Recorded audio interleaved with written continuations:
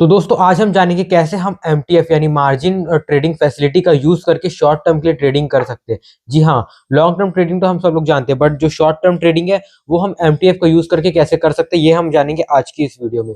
जो हम प्लेटफॉर्म को यूज करेंगे वो होगा धन प्लेटफॉर्म। बिकॉज गाइस जो धन है इसमें डीमेट अकाउंट बिल्कुल ही फ्री में ओपन हो जाता है। अगर आपने अभी तक डीमेट अकाउंट ओपन नहीं किया तो डिस्क्रिप्शन बॉक्स में लिंक है, धन में जाके डीमेट अकाउंट ओपन करवा लीजिए।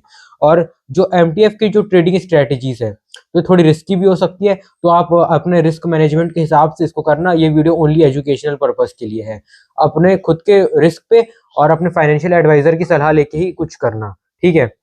तो चलो वीडियो को कर लेते हैं start, let's begin. Hello guys, आपका स्वागत है नए वीडियो में। और आज के इस वीडियो में बात करने वाले हैं धन के बारे में, धन एप्लीकेशन के बारे में, और कैसे आप धन में ईटीएफ में ट्रेड ले सकते हो और किस पोजीशन में आपको ट्रेड लेना है। कुछ ट्रेडिंग स्ट्रेटजीज के बारे में आज हम लोग डिस्कस करने वाले हैं, तो वीडियो को एंड तक जरूर देखना। तो यहाँ पे आप देख सकते हो कि मैंने धन चार्ट्स ओपन करके रखा है। वैसे अगर अभी तक आपने धन में अपना अकाउंट नहीं बनाया, डीमेट अकाउंट नहीं बनाया, तो तुरंत बना लेना। इसका लिंक मैं डिस्क्रिप्शन और पिन कमेंट दोनों ही जगह में प्रोवाइड कर दूंगा। और जैसे ही आप यहाँ पे आओगे तो मैंने यहाँ पे एक स्टॉक खोल के रखा है, बट मैं आज यहाँ पे आपको बताने वाला हूँ ईटीएफ के बारे में, that is exchange traded funds, जो कि नॉर्मली चीप होता है। और ईटीएफ का क्या होता है ना, थोड़ा अपवर्ड ट्रेंड होता है, ठीक है। तो यहाँ पे अगर मैं ईटीएफ सर्च कर लूं तो मैं यहाँ पे सर्च कर लेता हूँ निपॉन, ठीक है। निपॉन का सिंपली गोल्ड ईटीएफ, गोल्ड वीज का ये जो ईटीएफ है एनएससी का, ये सर्च कर लेता हूं। तो यहाँ पे आप देख सकते हो कि ओवरऑल एक अपवर्ड ट्रेंड है, ठीक है। मतलब यहाँ पे आप देखो कि जो लाइक यहाँ पे अगर मैं ईएमए ही एक सेट कर लूँ, एक ईएमए सेट कर लेता हूँ सिंपली, ठीक है। 9 और 26 है और ये डिफॉल्ट और रखता हूँ, तो विजिबिलिटी और सब कुछ ही यहाँ पे आपको देखने को मिल जाएगा। बट ओवरऑल क्या है कि इनपुट्स में थोड़ा सा ठीक कर लेता हूँ। तो यहाँ पे मैं इनपुट कर लेता हूँ 200, ठीक है, और बस 200 का एक इनपुट रखता हूँ और इसको मैं ओपन कर देता हूँ। तो यहाँ पे आप देखो कि जिस मोमेंट में, ठीक है, ये जो नॉर्मली ईटीएफ क्या होता है ना, 200 के आसपास अगर है उसके बाद, मतलब ये जो 200 के लाइन के आसपास रहता नहीं है नॉर्मली। जैसे वो 200 के लाइन के आसपास रहेगा, आपने 200 के लाइन को टच करा, फिर उसने एक अपवर्ड जंप लिया है, ठीक है। फिर जैसे ही 200 के आसपास गया फिर अपवर्ड जंप लिया, उसके बाद तो बस ऊपर ही गया और रिसेंट टाइम में तो नीचे आया ही नहीं है। 200 के जो ईएमए जो है उस 200 के आसपास उस लाइन पे वो आया ही नहीं है। मतलब जो 10 पॉइंटर्स हम लोग बोलते हैं ना, तो ये 200 पॉइंटर्स में होता ही नहीं है, तो अपवर्ड ट्रेंड दिखाया है। मैं एक और एग्जांपल ले लेता हूं, मैं सिल्वर का ले लेता हूं, ठीक है।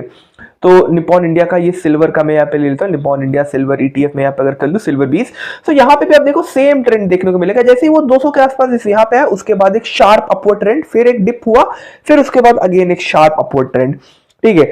तो ये मैंने जैसे बताया कि जो ETF है उनका ओवरऑल एक अपवर्ड ट्रेंड रहता है। मैं एक और सर्च करके दिखा देता हूँ निपॉन का। इस बार मैं निफ्टी जो है, निफ्टी का मैं यहाँ पे करके दिखा देता हूँ। निफ्टी, यहाँ पे निफ्टी 50 का जो ETF है वो यहाँ पे अगर हम लोग जाए तो ये भी आप देखो, तो इसका भी जैसे ही वो नीचे पॉइंट में है उसके बाद ऊपर है, फिर यहाँ पे थोड़ा सा इसने खेला है, फिर काफी हद तक नीचे था, फिर एक अपवर्ड ट्रेंड ही शो किया है।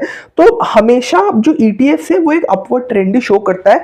हाँ, हो सकता है कि फॉर अ टाइम फ्रेम थोड़ा नीचे जाए, 200 पॉइंटर्स के नीचे जाए, बट ओवरऑल वो ऊपर ही रहता है। अगर हम लोग यहाँ पे निफ्टी का जो बैंक निफ्टी है उसमें अगर उसका भी अगर हम लोग ETF देख ले, बैंक 20 जो है, तो वो भी आप देखो कि जैसे ही नीचे था फिर वो ऊपर गया, फिर थोड़ा नीचे आया, फिर जैसे वो 200 टच किया उसके बाद ऊपर ही गया है। तो जैसे जनरल टर्म में एक और एग्जांपल ले लेता हूं just to make sure of everything.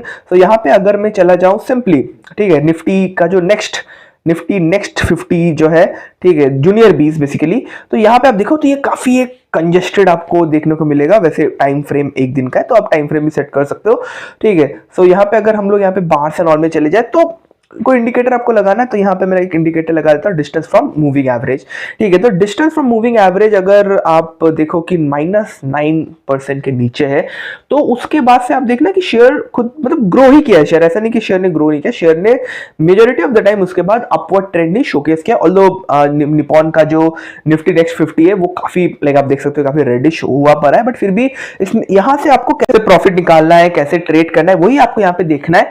तो सिंपली कुछ नहीं करना, आप यहाँ पे देख सकते हो कि मैंने इसको अगर आपको छोटा करना है, कुछ नहीं, आपको बस थोड़ा सा जूम आउट करना होगा, ठीक है, या फिर आप थोड़ा इसको ट्रिम डाउन कर दो, मैं आपको दिखा देता हूं, ठीक है। तो ज्यादा कुछ नहीं, यहाँ पे जैसे आप देखो कि -10%, तो मुझे चाहिए कि -9% के आसपास जब जाए, ठीक है, उस टाइम पे आपको देखना है। तो जैसे ये -9 के आसपास टच किया, आप देखो कि उस टाइम पे फिर इसने ग्रोथ दिखाया है, स्टेडी ग्रोथ दिखाया है।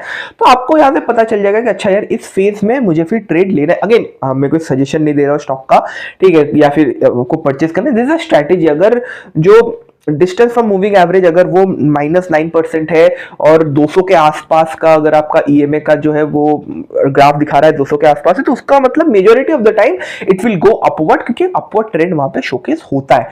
ठीक है, आप देख सकते हो कि 9 से 10% का आपको रिटर्न मिला। 10% है, बहुत होता है, मतलब एमटीएफ से तो ज्यादा ही आपको, एमटीएफ के आसपास का या इक्विवेलेंट आपको यहाँ पे भी ईटीएफ में मिल जाए, कभी कभी ज्यादा भी। अब मैं एक स्टॉक सर्च करके दिखा रहा था टीसीएस, ठीक है, टाटा कंसल्टेंसी सर्विसेज का मैं स्टॉक, अगेन कोई रिकमेंडेशन नहीं दे रहा हूं, जस्ट आपको दिखा रहा हूं इंफॉर्मेशन पर्पस के लिए। ठीक है, तो अगर मैं यहाँ पे ये चला जाऊं तो आप देखो कि करेंटली ये थोड़ा डाउन साइजिंग में ही है। ठीक है, अभी माइनस नेगेटिव तो नहीं है, पॉजिटिव में ही है थोड़ा, लेकिन अभी भी जो मूविंग एवरेज है उसके नीचे है। ठीक है, 200 मूविंग एवरेज के नीचे। सो यहाँ पे सिंपली जो ओवरऑल जो हॉरिजॉन्टल प्राइस लाइन है इसको मैं 9% कर देता हूँ, -9% में मैं यहाँ पे ओके क्लिक कर देता हूँ। तो आप देखिए कि जैसे यहाँ पे ये वाला जो पर्टिकुलर पॉइंट है, ठीक है, तो यहाँ पे -9% आप यहाँ पे जूम इन जूम आउट कर सकते हो, मतलब इसको थोड़ा सेट कर लेते हो। जैसे देखिए यहाँ पे 9% गया है, 9% के बाद स्टॉक ने भी एक ओवरऑल अपवर्ड ट्रेंड शोकेस किया है, फिर डाउन गया, फिर अपवर्ड ट्रेंड शोकेस किया है। ठीक है, तो जो ऐसे मतलब ये स्ट्रेटजी आप स्टॉक्स के ऊपर भी अप्लाई कर सकते हो, ऐसे करके आप आराम से यहाँ पे ट्रेड ले सकते हो और काफी सही प्रॉफिट भी जनरेट कर सकते हो। इतना ही ज्यादा बढ़िया प्लेटफॉर्म है ये गाइस। और ये कुछ ट्रेडिंग स्ट्रेटजी से, अगेन ये कोई रिकमेंडेशन नहीं है, मैं ये नहीं बोलूंगा कि स्टॉक्स पे आपको ये स्टॉक्स में इन्वेस्ट करना चाहिए, that should be completely your call. But ये कुछ ट्रेडिंग स्ट्रेटजीज आप यूज कर सकते हो जब आप ट्रेडिंग करोगे या इन्वेस्टिंग करोगे, दोनों में, क्योंकि these are quite long term. So guys, ये था आज का वीडियो। आई होप आपको वीडियो पसंद होगा और धन का लिंक आपको डिस्क्रिप्शन और पिन कमेंट दोनों जगह मिल जाएगा। वीडियो पसंद है, वीडियो को लाइक शेयर और सब्सक्राइब जरूर करना मेरे दोस्तों के बीच में, और मैं मिलता हूं आप लोगों को एक नए वीडियो के साथ। तब तक के लिए धन्यवाद।